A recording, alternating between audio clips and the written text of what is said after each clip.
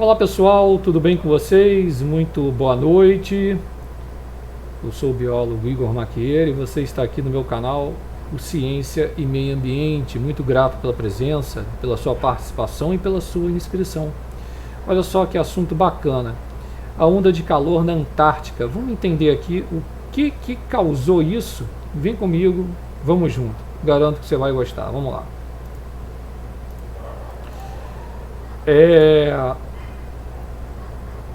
Então, deu um errozinho aqui, agora sim. Bom, vocês podem perceber o seguinte, né? Os alarmistas climáticos, como sempre, com pouquíssima instrução, ficaram pasmos, inclusive, ao saberem que a onda de calor, né, vamos colocar isso entre aspas, né, recorde da Antártica aumentou o manto de gelo da Antártica. Porque uma coisa é a área continental e outra coisa foi o gelo marinho, né? E a mídia, por exemplo, como o Washington Post, espalhou esse medo nas manchetes, né? Cientistas encontraram a onda de calor mais intensa de todos os tempos, que foi por causa do CO2, que foi evento extremo mortal.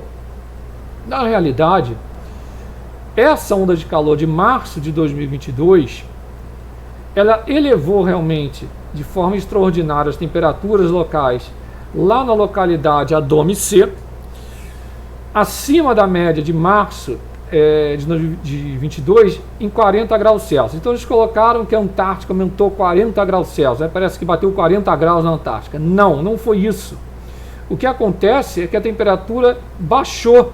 Então eles colocam que a média foi 40 graus Celsius, acima, e o público leigo não entende, fica confuso. Na realidade ficou a menos 11,8 graus, mantendo as temperaturas frias mortais.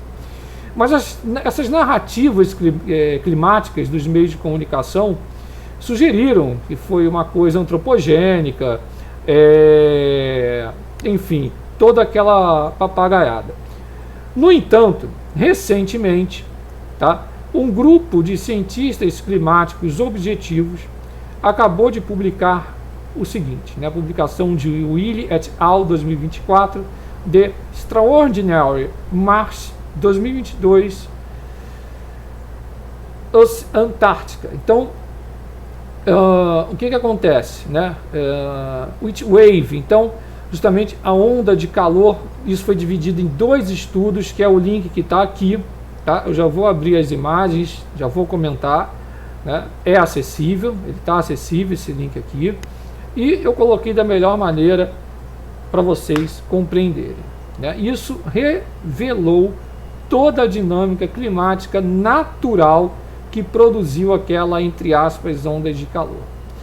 Começamos aqui pelo seguinte. Como ilustrado na figura A, lá na Dome C, Concórdia, as temperaturas de março normalmente ficaram em torno de menos 55 graus, ou seja, 55 graus abaixo de zero. Quando foi em 18 de março, né, vocês podem notar aqui, né, olha aqui, ó, 18 de março, né, as temperaturas subiram 40 graus Celsius, né, no evento muito quente. Então, a partir dessa data aqui, a gente começa a ter essa elevação e depois ela cai, né?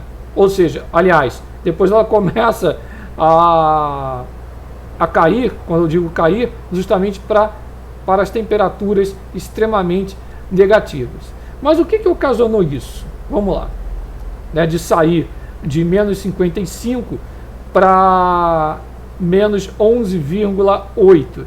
Né, detalhe, né, o CO2 consegue gerar tanto menos 55 como o menos 11,8, porque se a gente adotar o que vocês colocam e colocaram novamente aí, né, a física do impossível. Mas vamos lá.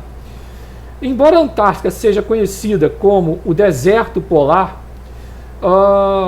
esse estudo mostrou que esta onda de calor, eu estou colocando aqui esse termo onda de calor de forma didática, foi impulsionada por também vulgarmente falando, um rio atmosférico, um AR, né, que transportou muita umidade, essa umidade muito quente, muito abundante, que aqueceu as temperaturas do ar. Ué, mas de onde veio isso? Calma, vamos chegar lá. Contra-intuitivamente, produziu chuva, derreteu o gelo costeiro, né, o gelo marinho ali, porém adicionou muita neve e gelo suficientes para o interior do continente. Opa, então a parte continental da Antártica aumentou, né, a parte do gelo ali. Né, vamos dizer assim, aumentando até o equilíbrio geral da massa da superfície do continente. Então, repetindo a imagem, essa imagem é muito bacana, é do Serviço Meteorológico Nacional dos Estados Unidos. Ela mostra para 17 de março o teor de umidade do rio atmosférico da Antártica, que se originou lá no noroeste da Austrália. Essas AR são relativamente novas para a ciência, tendo sido detectadas pela primeira vez na década de 90. A gente sabe agora que de 5, 6 ARs emanam da região da zona de convergência intertropical mais chuvosa do mundo, que é a zona em azul claro na imagem do seu vídeo, todos os dias. Quando a gente insere números que representam as quantidades de umidade medidas em quilogramas por metro quadrado, cada quilograma pode fornecer 1 milímetro de chuva, cerca de 1/4 da umidade que sai da região equatorial chegou à costa da Antártica. Quando a gente insere também um oval rosa para delinear a extensão da onda de calor, que recebeu 15 vezes mais umidade do que o normal na costa da Antártica. Ali está errado, tá? Aqui é justamente a tradução colocou como Antártida, o certo é Antártica. Do que em outros locais, recebeu 15 vezes mais umidade do que em outros locais, ali na costa da Antártica. Isso fica mais evidenciado.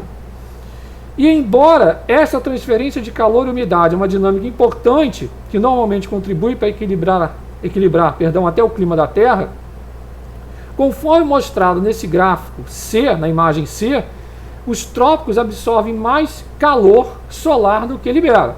Grande parte desse calor solar é armazenado e depois transportado para os polos, como se fosse uma ventilação térmica ao longo do caminho, tornando essas regiões muito mais quentes. Pense mais ou menos como a corrente do Golfo aquece a Europa, tá? Então o rio atmosférico ele saiu lá do nordeste do Oceano Índico, atinge a costa oriental da Antártica, trazendo temperaturas mais altas e umidade. Isso, por sua vez, derrete parte do gelo costeiro, porém mais para o interior, o mesmo rio atmosférico ocasionou tanta neve que o manto de gelo da Antártica ganha gelo. O rio atmosférico aumentou a cobertura de nuvens, sendo que esse tipo de nuvem, que são nuvens, vamos dizer assim, didaticamente falando, mais quentes, irradiavam mais calor de ondas longas que aquecia a superfície abaixo. A maioria das pessoas fora dos trópicos experimentou essa dinâmica semelhante, já que as noites nubladas de inverno são muito mais quentes do que as noites de inverno com o céu claro. Normalmente, na Antártica, a energia solar de março diminui à medida que a Terra se aproxima do equinócio solar, de modo que a radiação de ondas longas ascendente domina o orçamento energético, impulsionando o arrefecimento sazonal da Antártica. Em contraste, o chamado rio atmosférico trouxe tanta umidade que a radiação descendente de ondas longas dominou, aquecendo a superfície, aumentando as temperaturas em até 40 graus em alguns locais.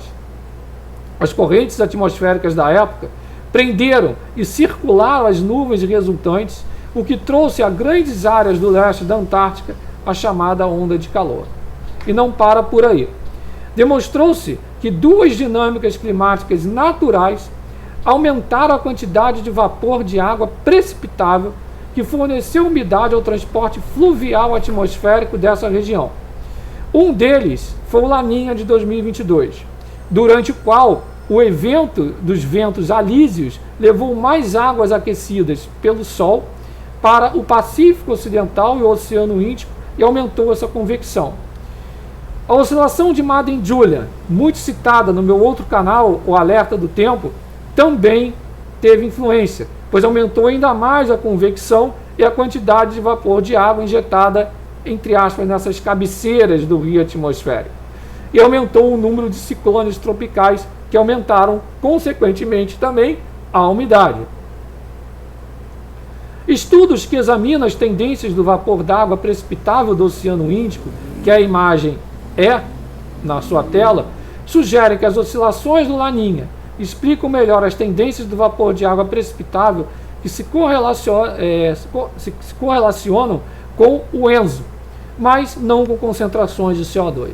Não podemos esquecer também, e muito importante citar, o evento que lançou enormes quantidades de vapor d'água na atmosfera, que foi a erupção do vulcão Tongarunga Rapaz, já citado aqui inúmeras vezes. Todas as evidências sugerem que a dinâmica climática natural forneceu vapor d'água excessivo para esse rio atmosférico, o que aqueceu o leste da Antártica e adicionou massa gelada, muito gelo, ao continente.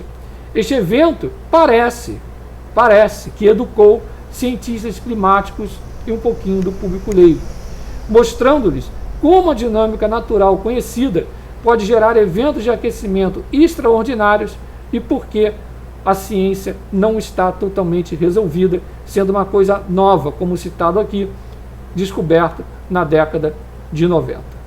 Se você gostou desse conteúdo, não deixe de se inscrever aqui no canal, ativar as notificações, compartilhar bastante esse vídeo, deixa aquele like bacana. Quem puder realizar sua colaboração, o link já está na descrição. Inscreva-se também lá no Alerta do Tempo, os 2 melhores canais aqui do YouTube.